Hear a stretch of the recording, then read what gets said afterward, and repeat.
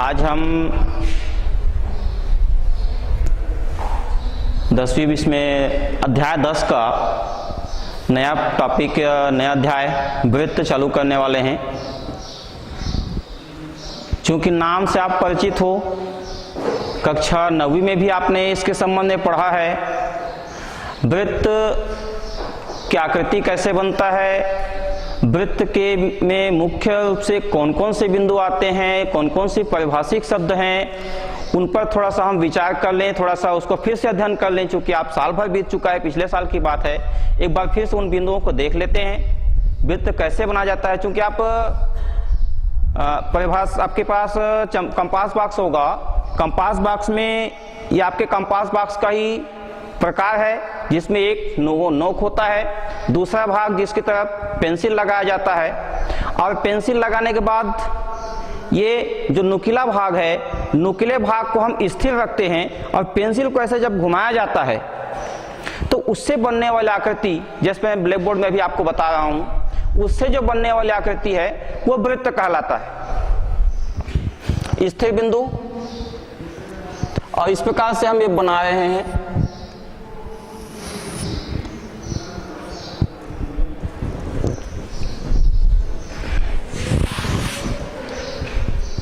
ये वृत्त बीच का जो स्थिर बिंदु जिसको हम कह रहे हैं, वृत्त का केंद्र कहलाएगा, जहां पर हम प्रकार की नोक रखते हैं।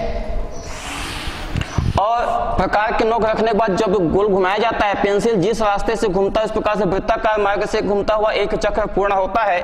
तो इस प्रकार से पूर्ण आकृति, बंद ज्यामितीय आकृति दिखाई देती है, जिसको हम वृत्त कहते हैं। तो जिस बिंदु पर प्रकार की नोक हमने रखा, वह बिंदु वृत्त का केंद्र कहलाता है। और पेंसिल के घूमने से इस प्रकार से जो आपको लाइन दिखाई दे रही है बाहर गोलाकार, वह जो लाइन है वो वृत्त का परिधि कहलाएगा। अब इसकी परिभाषा भी दिया हुआ है।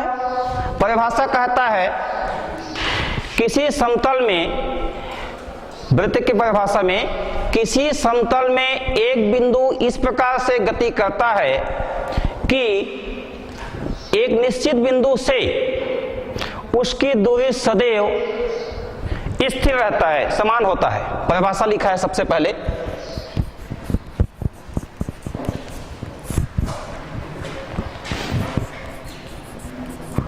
समतल में कोई बिंदु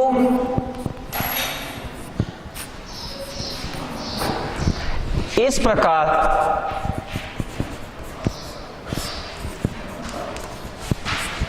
गति करता है कि एक निश्चित बिंदु से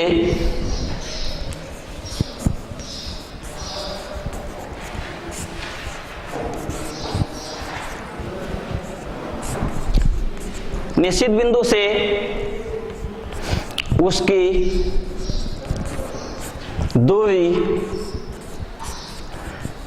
सदैव समान होती है।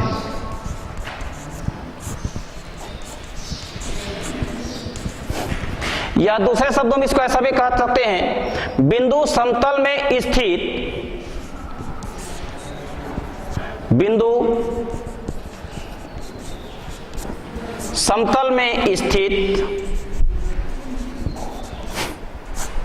बिंदुओं का समूह है। स्थित बिंदुओं का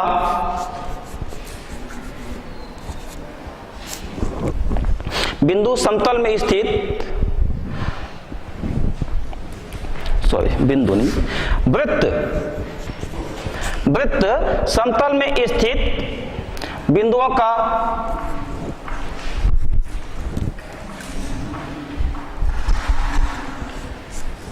उन समस्त समतल में स्थित उन समस्त बिंदुओं का समूह है जो एक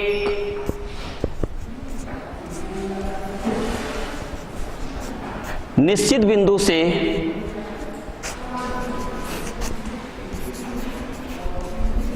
समान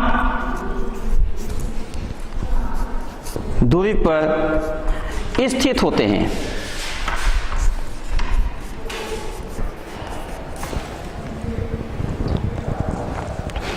परिभाषा है। अब यहां परिभाषा में देखिएगा शब्द आता है समतल। समतल को मैं आपको स्पष्ट कर दूं। समतल मेरे लिए जो ब्लैक बोर्ड है, प्लेन दिख रहा है, बराबर है। आपके लिए जो आप अपने पास कॉपी रखे हैं, कॉपी का पन्ना, वो समतल कहलाएगा। तो आपके लिए कॉपी का पन्ना और मेरे लिए जो ब्लैक बोर्ड है वो समतल कहलाएगा। और समतल में कोई बिंदु इस प्रकार गति करता है। गति करने का मतलब बिंदु गतिमान हो, गति करता हुआ, चलता हुआ घूमता हुआ एक निश्चित बिंदु से समतल हो गया। समतल के बाद एक निश्चित बिंदु से, यह जो बिंदु है एक निश्चित बिंदु से, तो वह निश्चित बिंदु, ये बिंदु केंद्र बिंदु कहलाता है। मान लीजिए हम एक इस बिंदु की बात करें तो यह बिंदु इस समतल में गति करता हुआ इस निश्चित बिंदु से उसकी दूरी सदैव समान होती है। मतलब समान दूरी बनाते हुए, यदि हम यहाँ पे मान इस बिंदु का भी मानते हैं तो इसका जो ये दूरी है, उसके बाद ये बिंदु गति करता हुआ यहाँ पे आ जाता है तो ये दूरी, उसके बाद यदि बिंदु गति करता हुआ यहाँ पे आ जाता है, यदि गति करता हुआ ये बिंदु इस प्रकार से घूमते हुए यहाँ तक आ जाता है, तो यहाँ से घूमते हुए यहाँ आ जाता है, उस प्रकार से। तो ये जो आकृति बनता है एक बिंदु के द्वारा, एक बिंदु के गति करने से, हमने एक बिंदु लिया था, बिंदु इस प्रकार से गति करता हुआ एक जो आकृति बनाता है वही आकृति वृत्त कहलाता है। कौन से बिंदु से? हमने उस बिंदु को बताया था, वह निश्चित बिंदु। तो निश्चित बिंदु कौन सा हो गया? वृत्त का केंद्र बिंदु। तो वह अब परिभाषा में समतल आपको स्पष्ट हो गया। समतल के बाद वह निश्चित बिंदु जिसको हमने वृत्त का केंद्र कहा है, अब इस निश्चित बिंदु को केंद्र कहेंगे और दूरी सदैव नियत होती है। तो अब ये मान लेते हैं जितना हमने किसी बिंदु से लिया था दूरी, इसको यदि हम यह बिंदु यदि आप परिधि पर मान लेते हैं, वृत्त की परिधि पर, तो यहां से केंद्र बिंदु को हम O कह देते हैं और यहां पर कोई बिंदु ले लेते हैं, सपोज X, मान लीजिए X बिंदु ले लिया है, ये बिंदु का नाम X है। तो O से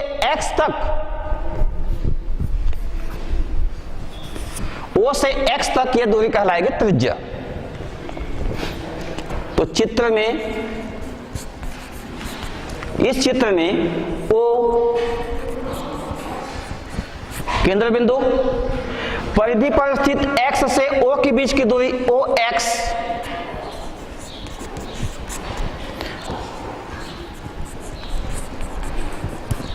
त्रिज्या कहलाएगी।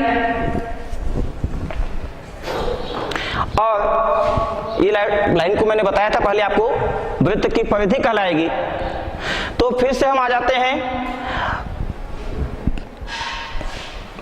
जो चित्र आपको दिखाई दे रहा है ब्लैक बोर्ड में,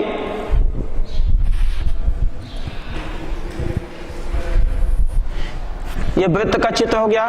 उदाहरण, वृत्त का मैंने परिभाषा बताया आपको। इस चित्र को देखने से आपको कुछ लगता है कि हमने इस टाइप का कुछ देखा भी है, या वृत्त का उदाहरण जो आपके ध्यान में आता होगा? इस जैसे मैंने आपको गोल आकृति ब्लैक बोर्ड में समतल में बनाया है श्यामपट्ट में, इस टाइप का आपको ध्यान में आता है कि ऐसा भी कोई नमूना हमने देखा है जो वृत्त का उदाहरण हो सकता है? बताइए कुछ। तो उसमें होता है महिलाएं या लड़कियां जो चूड़ी पहनती हैं, चूड़ियां जो पहनती हैं, ये वृत्त का बहुत बढ़िया उदाहरण है। मोटरसाइकिल, साइकिल में जो टायर लगा होता है, टायर जो लगा होता है वो वृत्त का बहुत बढ़िया उदाहरण है। गांव में बच्चे, छोटे छोटे बच्चों को आप गिल्ली डंडा खेलते हुए देखे होंगे, आप लोग भी खेले होंगे। गिल्ली डंडा खेलते हुए हम एक जगह खड़े हो जाते हैं, छोटे से डंडी लेते हैं और गोल घूम जाते हैं। तो गोल घूमने के बाद इस प्रकार से आकृति बनता है, वो कहलाता है वृत्त। ठीक है। गांव में बच्चे को पूछेंगे क्या बना, तो बच्चा नहीं बता पाएगा, एक बोलेगा गोल डांड बन गया। अब उसको हम बोलेंगे गणित की भाषा में वृत्त कहलाता है। अब इस पर आ जाते हैं कौन कौन से इसके मुख्य बिंदु हैं। तो मैंने आपको बताया था परिभाषा के आधार पर, एक जो स्थिर बिंदु है, निश्चित बिंदु, उस बिंदु को हम कहते हैं वृत्त का केंद्र बिंदु। O से ये वृत्त की परिधि कहलाएगी। तो बिंदु यदि गति करता हुआ है, जो बिंदु गति करता, यहां पे हमने नीचे लिखा है कि समतल में स्थित उन समस्त बिंदुओं का समूह है वृत्त समतल में स्थित उन समस्त बिंदुओं का समूह है जो एक निश्चित बिंदु से समान दूरी पर स्थित है। और यहाँ पे हमने बताया था पहले परिभाषा में गति करता हुआ, तो गति करता हुआ जो मार्ग बनाता है उस वृत्ताकार मार्ग, जो गोलाकार मार्ग है, वह मार्ग वृत्त की परिधि कहलाएगा।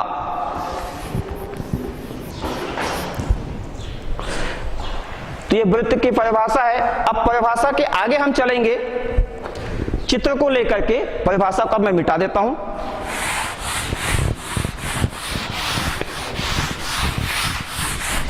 चित्र जो आपको ब्लैक बोर्ड में दिख रहा है, इस चित्र के आधार पर ही अब हम पढ़ेंगे कौन कौन से इसके मुख्य बिंदु हैं। तो सबसे पहले मैंने आपको बताया था केंद्र बिंदु, प्रकार की नोक जहां रखा जाता है, यह वह स्थिर बिंदु,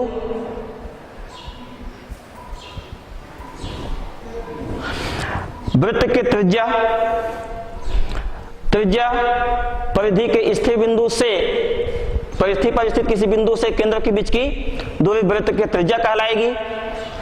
और उसके बाद आता है जीवा। तो जीवा के लिए वृत्त की परिधि पर दो बिंदु ले लेते हैं, सी डी। तो सी और डी परिधि पर स्थित किसी भी दो बिंदु को मिलाने वाली सीधी रेखा वृत्त की जीवा कहलाती है। जीवा एक सीधी रेखा होती है जो वृत्त के परिधि पर स्थित किन्हीं भी दो बिंदुओं को मिलाती है। अब ऐसे ही वृत्त में बहुत सारी जीवाएं खींची जा सकती है। जैसे एक और मैं वृत्त बना लूं,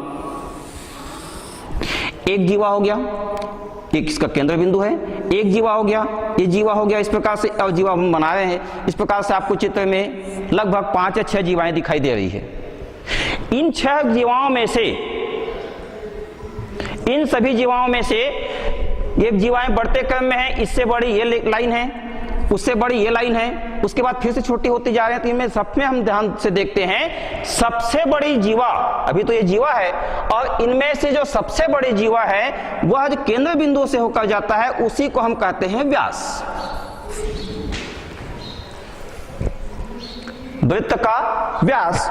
तो वृत्त में हमने जितने भी जीवाएं खींच ली है, उन समस्त जीवाओं में से सबसे बड़ी जीवा जो उसके केंद्र बिंदु से होकर जाता है उस वृत्त का व्यास कहलाता है। तो व्यास भी वृत्त के परिधि पर स्थित किसी दो बिंदुओं को मिलाने वाली रेखा होती है जो उस वृत्त को समान बराबर दो भागों में बांटती है। ए बी के ऊपर का भाग और ए बी के नीचे का भाग, इस प्रकार से वृत्त के दो खंड बन जाते हैं, जिसको हम अवधा भी कहते हैं, वृत्त खंड भी कहलाता है। इस प्रकार से जब हम जीवा ए बी से वृत्त लेते हैं तो इस यह जो व्यास ए बी है उस वृत्त को समान दो भागों में बांट देता है।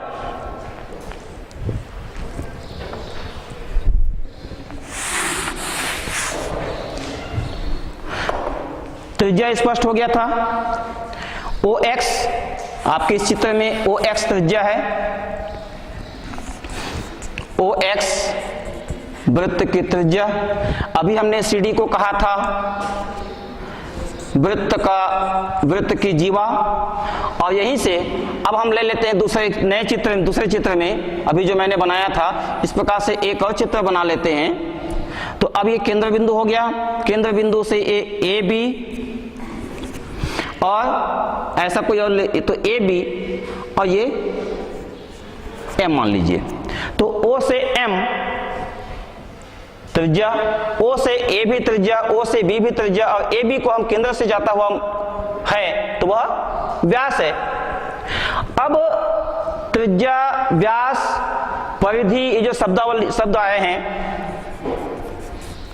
9वीं कक्षा में, पिछली कक्षा 9वीं में आपने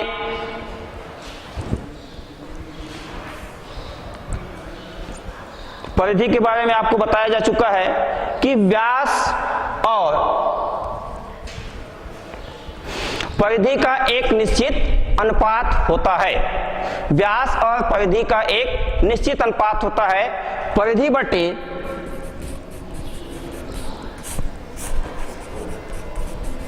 व्यास, इसका एक निश्चित मान होता है जिसको हम कहते हैं पाई। पाई के बारे में आप पढ़ चुके हैं। तो इसी की सहायता से हम एक सूत्र निकालते हैं। तो पिछली कक्षा में 9वीं में आपने पढ़ा है परिधि बटे व्यास। तो व्यास को चित्र के आधार पर यदि हम देखते हैं तो ध्यान से देखिएगा, यह जो व्यास है त्रिज्या का जस्ट डबल होता है, दोगुना होता है। इसको दूसरे शब्दों में ऐसा भी कह सकते हैं कि किसी भी वृत्त का व्यास उसके त्रिज्या का दोगुना होता है। तो यदि हम अब इसमें वृत्त के त्रिज्या r मान लें, तब व्यास का सूत्र हो जाएगा व्यास बराबर 2r, या व्यास को d से व्यक्त करें तो d बराबर 2r। तब यहां से हो जाएगा व्यास का सूत्र लिखेंगे, व्यास का मान लिखेंगे 2r, ये हो जाएगा पाई। तो इसको यदि हम तिर्यक गुणा कर देते हैं तो तिर्यक गुणा करने के बाद मिल जाएगा परिधि बराबर 2 पाई r। केवल ये सूत्र है, आपके इसका प्रयोग किया है 9वीं कक्षा में। परिधि और व्यास का एक निश्चित अनुपात होता है जिसको हम पाई कहते हैं, और व्यास चूंकि त्रिज्या का दोगुना होता है, यह भी आपको ज्ञात है। यदि त्रिज्या को संकेत में r कह देते हैं और यदि व्यास को d कह देते हैं तो d बराबर 2 गुणा r, 2r हो जाएगा। तब यह हो जाएगा पाई बराबर परिधि बटे 2r, अर्थात परिधि बराबर 2 पाई r। एक फार्मूला है जिसका उपयोग आपने किया है। फिर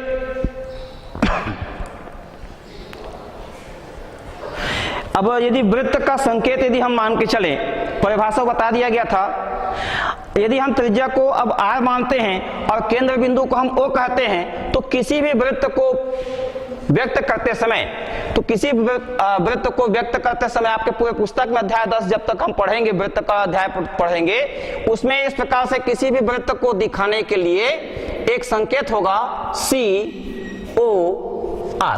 इतना लिख देना पर्याप्त होता है किसी भी वृत्त को दिखाने के लिए। अर्थात यदि किसी वृत्त का केंद्र और उसका त्रिज्या ज्ञात हो तो उस वृत्त का निर्धारण किया जा सकता है, मतलब वृत्त को बनाया जा सकता है। अर्थात 5 सेंटीमीटर यदि त्रिज्या हुआ है और उसका केंद्र बिंदु ज्ञात है, तब वह वृत्त खींचा जा सकता है। तो ऐसा संकेत लिखने का मतलब यह हुआ कि यह C वृत्त के संकेत सर्कल से लिया गया है, C सेंटर सर्कल को बताता है, O उस वृत्त का केंद्र बिंदु को बताता है, और R वृत्त की त्रिज्या को बताता है। तो यह वृत्त का संकेत है। जैसे अलग अलग शब्दावली के अलग अलग संकेत होते हैं, जैसे हमने व्यास के लिए संकेत d लिया था, त्रिज्या का संकेत r लिया था, वैसे ही किसी भी वृत्त को बताने के लिए संकेत COR का प्रयोग किया जाता है।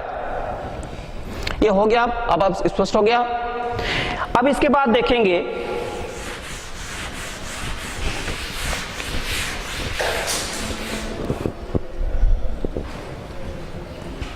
चाप।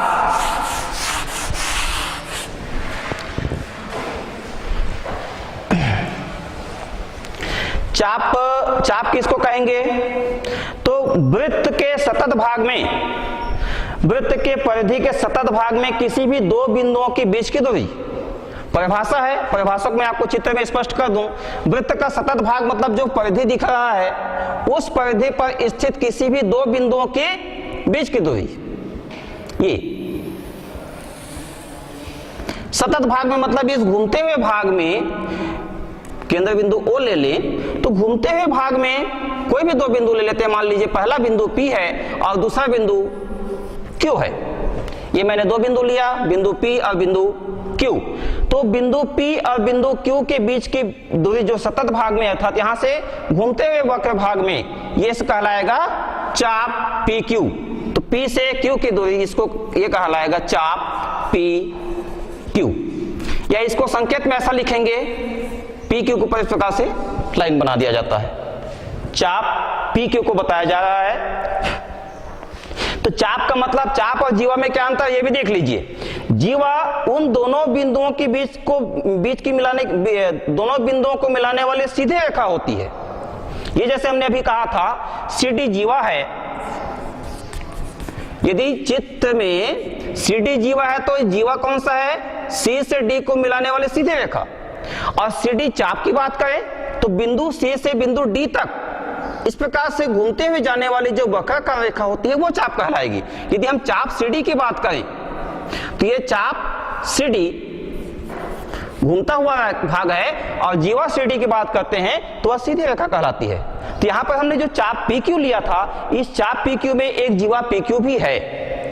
दोनों बिंदुओं को यदि हम सीधा मिलाएं तो यह जीवा PQ भी कहलाएगा। इस प्रकार से ये बिंदु P, ये बिंदु Q। तो चाप का मतलब वृत्त में परिधि के घूमते हुए भाग और जीवा का मतलब उस चाप के दोनों बिंदुओं को मिलाने वाली सीधी रेखा।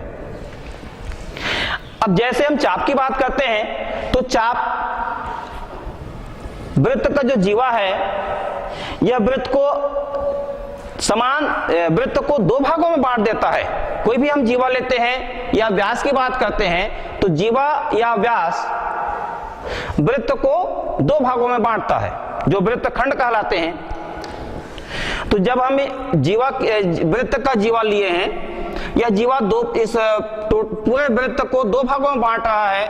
आधे भाग आपको चित्र के अनुसार छोटा दिखाई दे रहा है और ये जो शेष भाग बड़ा दिखाई दे रहा है। यदि इस दूसरे चित्र में ये केंद्र बिंदु है और यहां से हम ऐसा ले लेते हैं बिंदु P, ये बिंदु Q, ये इसको दूसरे संकेत में लेते हैं बिंदु R और बिंदु S। तो दोनों चित्र में देखेंगे तुलनात्मक रूप से जीवा RS और ये चाप RS, जीवा RS स्पष्ट आपको दिखाई दे रहा है।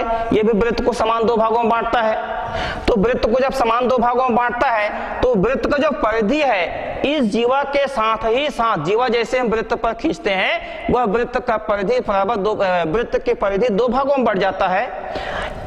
जीवा के एक बिंदु से दूसरे बिंदु तक ये आधा भाग, पहला भाग, और दूसरे बिंदु से लेकर फिर से घूमता हुआ पहले बिंदु तक ये उसका दूसरा भाग। तो ये उसके वृत्त के चाप कहलाएंगे। यदि जीवा व्यास से छोटा है, एक चित्र दूसरा चित्र तीसरे चित्र में और देख लीजिए, ये केंद्र बिंदु है और ये मैंने व्यास लिया है जो केंद्र बिंदु O से होकर जाता है। एक मैंने व्यास लिया है जो वृत्त के केंद्र बिंदु O से होकर जाता है। तो चित्र पहला, दूसरा और तीसरे में तीनों में आपको स्पष्ट हो जाएगा यह जीवा थोड़ी छोटी ली गई है, यहाँ जो जीवा है वो थोड़ी सी बड़ी है और यहाँ की जो जीवा है वो सबसे बड़ी जीवा जिसको हम व्यास कहते हैं, पहले आपको बताया जा चुका है, जो केंद्र बिंदु से होकर जाता है। तो सबसे बड़ी जीवा जो वृत्त का व्यास है यह वृत्त को और वृत्त की परिधि को समान दो भागों में बांटता है। तो जब वृत्त के दो खंड हो जाते हैं तो उस स्थिति में चाप की, यदि वृत्त के छोटे और बड़े खंड होते हैं तब उसको लघु चाप और दीर्घ चाप कहते हैं, लघु खंड और दीर्घ खंड। यदि दोनों समान भागों में बढ़ जाते हैं तो दोनों अर्धवृत्त कहलाते हैं। तो उस स्थिति में चाप A से B तक ये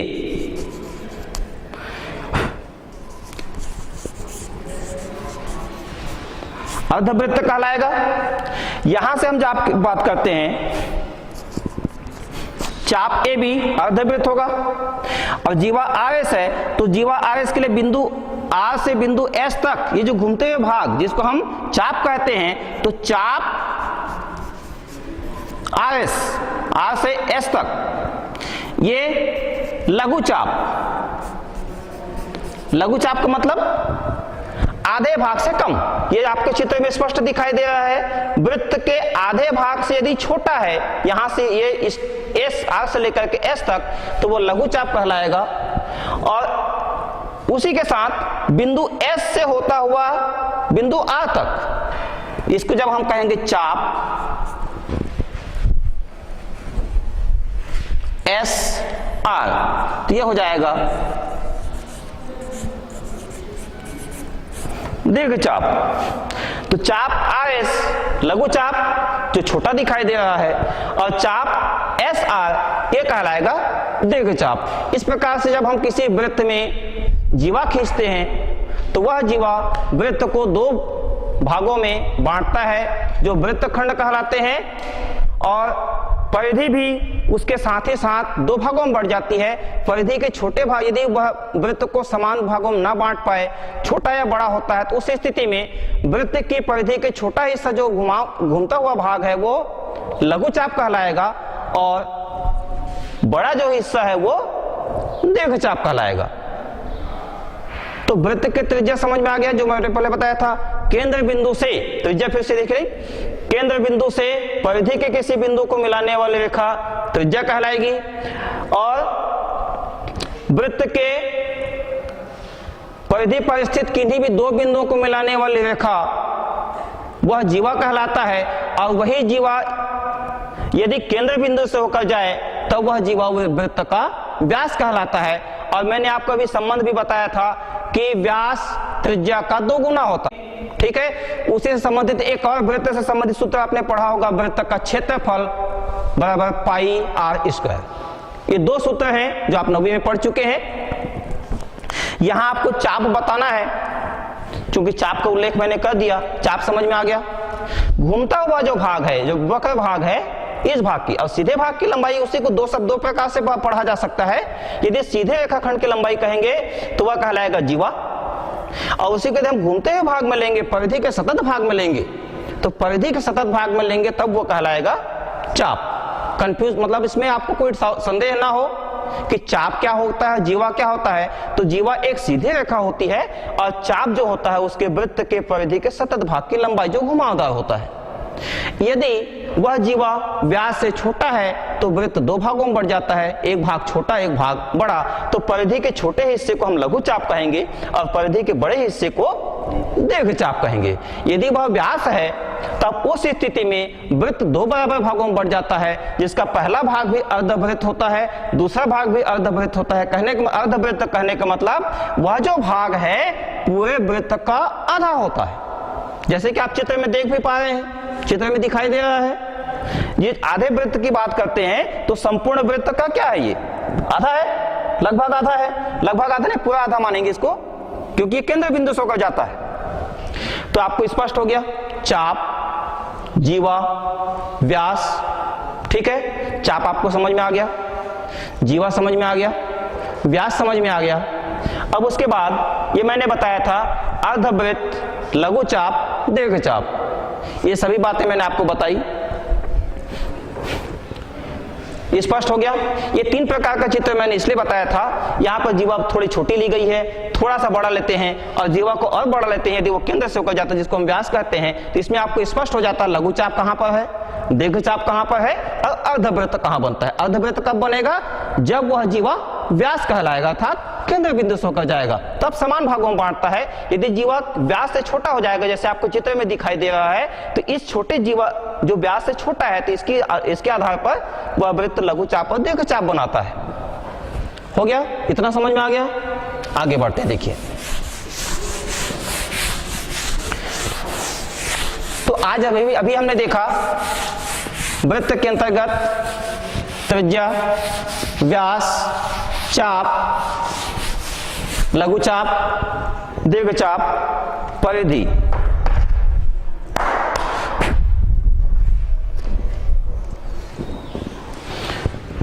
फिर अब आता है चाप का अंश माप, नया परिभाषा, नया शब्द, नया बिंदु है।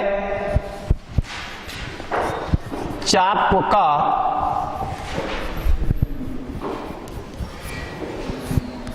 अंश माप। तो चाप का अंश माप, इसके लिए वृत्त बना रहे हैं।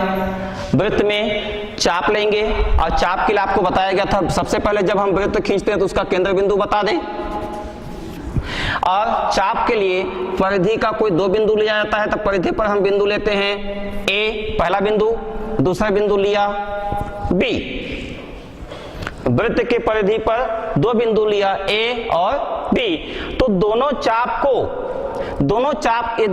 के दोनों बिंदु द्वारा केंद्र पर जो कोण बनता है, या ऐसा कहें कि केंद्र से एक केंद्र से बिंदु ए को और केंद्र से बिंदु बी को मिलाने पर वृत्त के केंद्र पर इस चाप के द्वारा, वृत्त के केंद्र पर इस चाप के द्वारा जो कोण बनता है, जिसको हम कोण ए ओ बी कह रहे हैं, देखिए चित्र में इस प्रकार से कोण बन रहा है, इस टाइप का चित्र में दिख रहा है। तो ये परिधि के दो बिंदु ए और बी को केंद्र बिंदु ओ से मिलाने पर तो वृत्त के केंद्र पर जो केंद्रीय कोण बना, केंद्र पर बनने वाला केंद्रीय कोण केंद्रीय कोण कहलाता है। तो वृत्त के केंद्र पर चाप के द्वारा जो केंद्रीय कोण बना वही उस चाप का अंशमाप कहलाएगा, चाप का अंशमाप। तो चाप का अंशमाप से सीधा सीधा तात्पर्य होता है कोण से। चाप का अंशमाप मतलब उसके कोण से तात्पर्य होता है, अंशमाप का मतलब कोण कितने अंश का बना। अब यहां पे बात होगी, फिर उसी की बात आएगी दीर्घ चाप और लघु चाप की। अभी ध्यान से देखिएगा, ये चाप ए बी जैसे कि चित्र में स्पष्ट दिख रहा है, चाप ए बी लघु चाप है। अभी मैं लघु चाप और दीर्घ चाप बताया था। तो चाप ए बी की लंबाई छोटा, ए से बी की लंबाई छोटा है। लघु चाप ए बी और लघु चाप ए से बी, दीर्घ चाप बी ए, और दोनों के द्वारा केंद्र पर बनने वाला कोण, ये भी दो कोण दो प्रकार से बनेंगे। तो चाप के अंशमाप को व्यक्त करने के लिए इस प्रकार से स्मॉल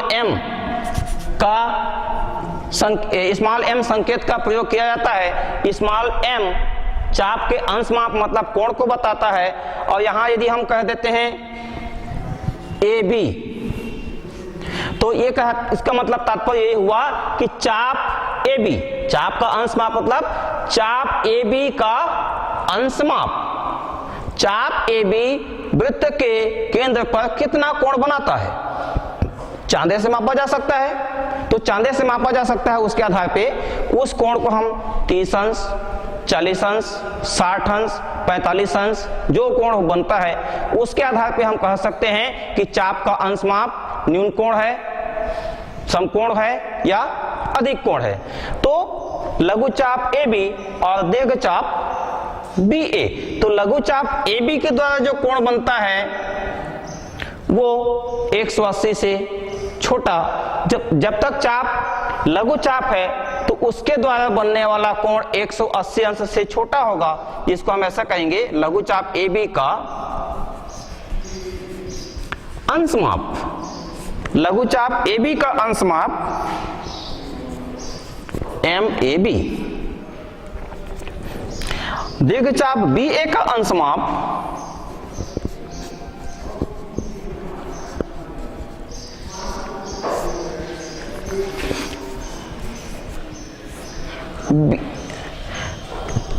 एम ए बी और एम बी ए, और दोनों को मिलाया जाए तो यहां से लघु चाप ए बी के लिए यहां से यहां तक का कोण और दीर्घ चाप बी ए के लिए यहां से यहां तक का कोण।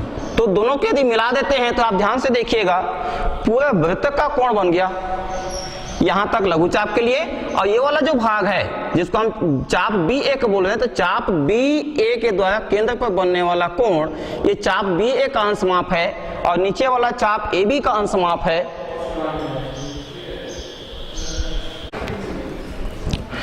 तो ये अंशमाप मतलब केंद्र पर बनने वाला कोण की बात हो रही थी। लघु चाप के लिए केंद्र पर बनने वाला कोण 180 से कम होता है, दीर्घ चाप के लिए केंद्र पर बनने वाला कोण 180 से अधिक होता है। और एक चित्र जो मैंने इसके पहले बनाया था फिर से देखिएगा,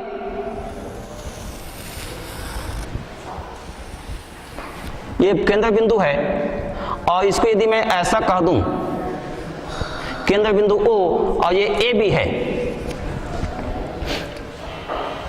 अब यहां पर देखिए ए बी को भी क्या कहेंगे, वृत्त का केंद्र बिंदु O और परिधि के दो बिंदु को हमने मिलाया केंद्र बिंदु O से हो जाता हुआ, तब उस स्थिति में इसको हम व्यास कहते हैं। तब व्यास वृत्त को दो भागों में बांटता है, जिसको हम अर्धवृत्त कहते हैं। और अर्धवृत्त का अंश माप चाहे हम ए से बी की ओर से लें या बी से ए की ओर लें, दोनों ही स्थितियों में उसका अंश माप समान होता है और प्रत्येक का अंश माप 180 अंश का होता है। यदि वह व्यास है तो व्यास AB के लिए व्यास AB का अंश माप या उसको अर्धवृत्त कह सकते हैं। अर्धवृत्त AOB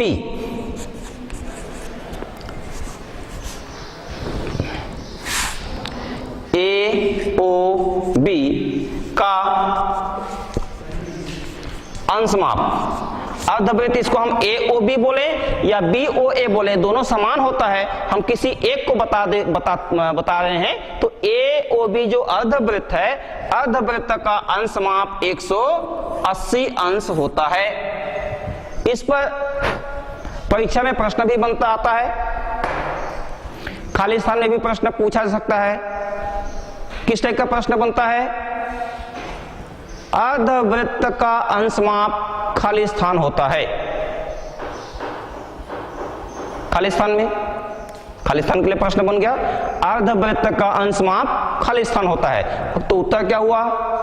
अर्धवृत्त का अंश माप 180 अंश होता है। या ऑब्जेक्टिव टाइप प्रश्न में जिसमें 4 विकल्प होते हैं A, B, C, D, तो अर्धवृत्त का अंश माप होता है 90 अंश, 180 अंश, 360 अंश, 60 अंश। हमको पता है अर्धवृत्त का अंश माप 180 अंश होता है। उन 4 विकल्प में से आपको चुनना है। विकल्प दिया होता है अर्धवृत्त का अंश माप होता है, जैसे मैं प्रश्न बता रहा हूं, अर्धवृत्त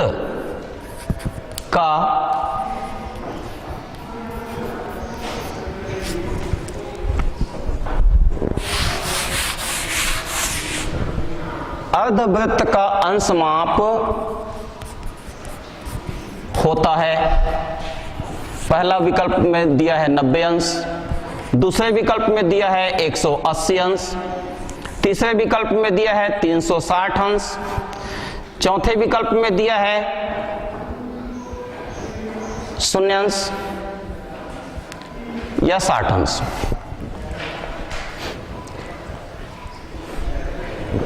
अब यहाँ पे हमको यहाँ पर ये देखना है कि वास्तव में जो प्रश्न पूछा जा रहा है अर्धवृत्त का अंश माप क्या होता है। इन चारों विकल्प में से हमको देखना है, तो हमको पहले पता तो होना चाहिए कि अर्धवृत्त का अंश माप क्या होता है। जब आपको पढ़ाया, अभी हम बता रहे हैं अर्धवृत्त का अंश माप 180 अंश होता है, तो यदि पता है तो हम टिक लगाएंगे, उत्तर होगा 180 अंश। इसी प्रश्न को खाली स्थान में दूसरे प्रकार से दिया जा सकता है। खाली स्थान में कौन सा प्रश्न बन सकता है?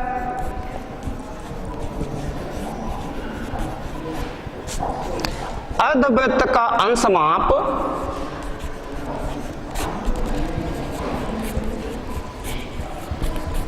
खाली स्थान होता है।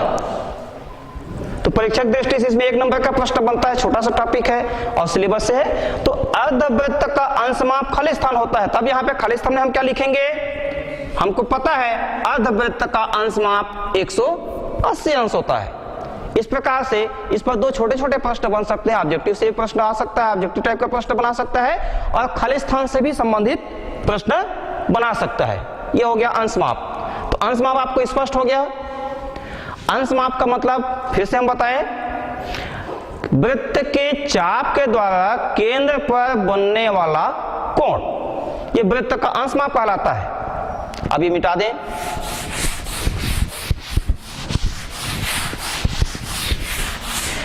अब देखेंगे वृत्तों की सर्वांग समता और चाप की सर्वांग समता।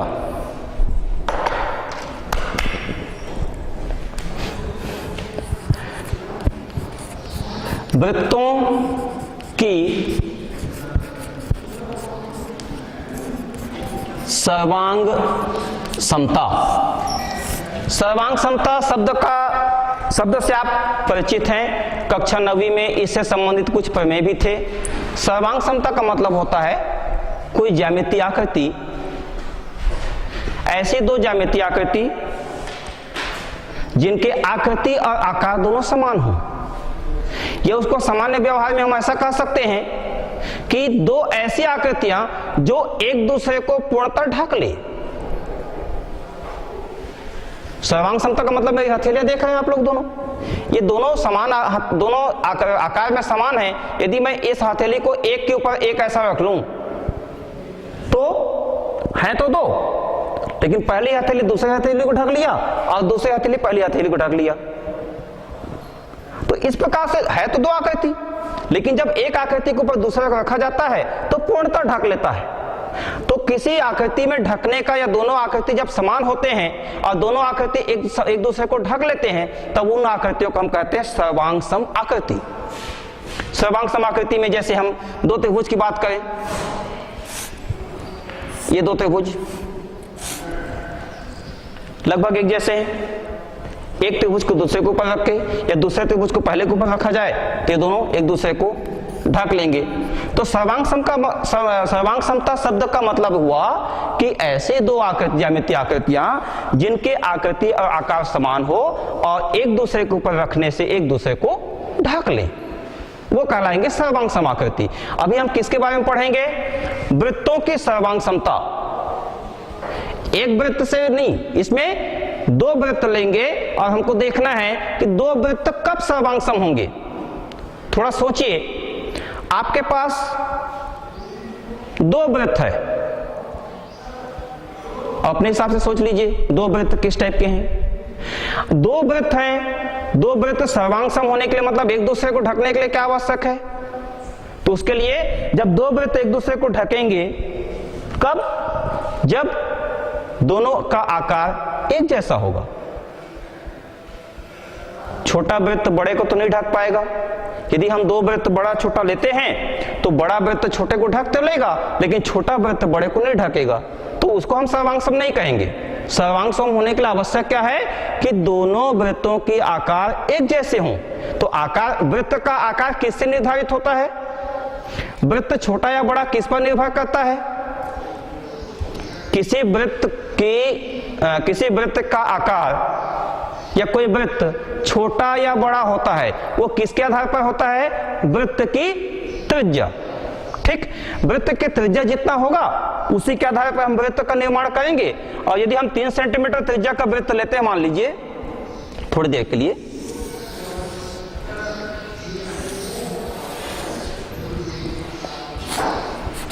ये केंद्र बिंदु हो गया, यहां से यहां तक की ये जो लंबाई है 3 सेंटीमीटर है और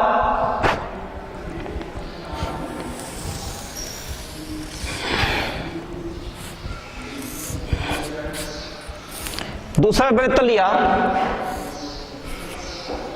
ये 2 सेंटीमीटर, ये भी 3 सेंटीमीटर का। एक और वृत्त लिया जिसकी त्रिज्या 4 सेंटीमीटर है।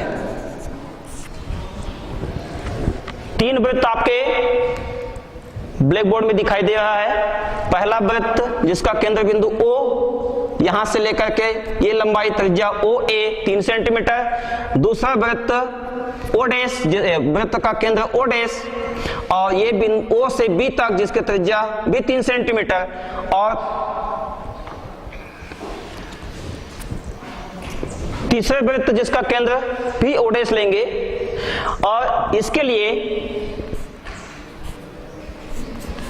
बिंदु M, O से M तक की त्रिज्या 4 सेंटीमीटर। तो अब यहां पर ध्यान से देखिएगा, वृत्त की त्रिज्या कम है तो वृत्त का आकार भी छोटा है, वृत्त की त्रिज्या अधिक है तो वृत्त का आकार भी बड़ा है। तो वृत्त का आकार किस पर निर्भर करता है? उस वृत्त की त्रिज्या पर। तो वृत्त की त्रिज्या ज्यों-ज्यों बढ़ती जाएगी या त्रिज्या का मान बढ़ता जाएगा तो वृत्त का आकार भी बढ़ता जाएगा। तो अभी हम बता रहे थे आपको वृत्तों की सर्वांग समता। तो अब यहाँ पर ध्यान से देखिए, आपके चित्र में ब्लैक बोर्ड में 2 प्रकार का वृत्त बना हुआ है और दोनों की त्रिज्या समान है। तो इस आकृति को इस आकृति के ऊपर या इस आकृति को इस आकृति के ऊपर यदि हम रखें तो दोनों ही आकृति एक दूसरे को ढक पाएंगे। यदि ढक लेते हैं तब उस स्थिति में हम कहेंगे कि दोनों वृत्त सर्वांग सम हैं। तो तो दोनों वृत्त सर्वांग सम है। उस स्थिति में दोनों वृत्तों को सर्वांग सम होने के लिए इसमें त्रिज्या R लेते हैं, इसके त्रिज्या को हम S कह देते हैं। तो COR और CO'S ये दोनों वृत्त सर्वांग सम कहलाएंगे। कब? यदि उनके त्रिज्याएं आपस में समान हो। तो दो वृत्तों की सर्वांग सम होने के लिए आवश्यक है कि उनके त्रिज्याएं समान होनी चाहिए। तो वृत्तों की त्रिज्या समान है तो वृत्त समान होंगे। कहने का मतलब समान त्रिज्या के दो समान वृत्त खींचे जा सकते हैं और दोनों समान भय हैं तो एक दूसरे को ढक लेंगे, अध्यारोपित कर लेंगे। तो वृत्तों की सर्वांग समता के लिए मतलब दो वृत्त सर्वांग सम कब होंगे? यदि उनके त्रिज्याएं समान होंगी। पढ़ेंगे चापों की सर्वांग समता अगले कक्षा में। तो आज आपने पढ़ा त्रिज्या, वृत्त का केंद्र बिंदु पहचाना जहां पर हम प्रकार की नोक रखते हैं, वृत्त का व्यास समझ स्पष्ट हो गया, केंद्र बिंदु से होकर जाने वाली सबसे बड़ी जीवा। अब बात जीवा की आती है, जीवा भी आपको स्पष्ट हो गया, वृत्त की परिधि पर स्थित दो बिंदुओं को मिलाने वाली सीधी रेखा। अब जीवा के साथ ही एक और चीज जुड़ा हुआ था, चाप।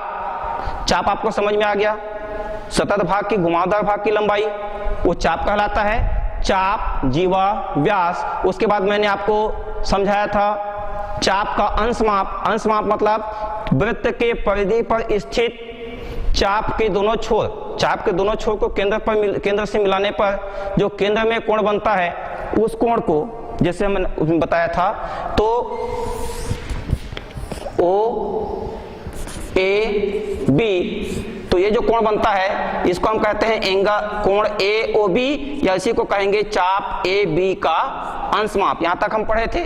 तो चाप का अंश माप, चाप का अंश माप पढ़ने के बाद अर्धवृत्त का अंश माप पढ़े थे उसी में, लघु चाप दीर्घ चाप के बाद अर्धवृत्त का अंश माप 180 अंश का होता है। उस पर हमने खाली स्थान वाले प्रश्न भी देखा, उसमें कौन किस टाइप का प्रश्न, ऑब्जेक्टिव के प्रश्न किस टाइप का बन सकता है ये भी हमने देखा। उसके बाद अभी वृत्तों की सर्वांग समता देख रहे थे। तो दोनों वृत्त सर्वांग सम कब होंगे याद रखिएगा, इस पर भी प्रश्न आ सकता है।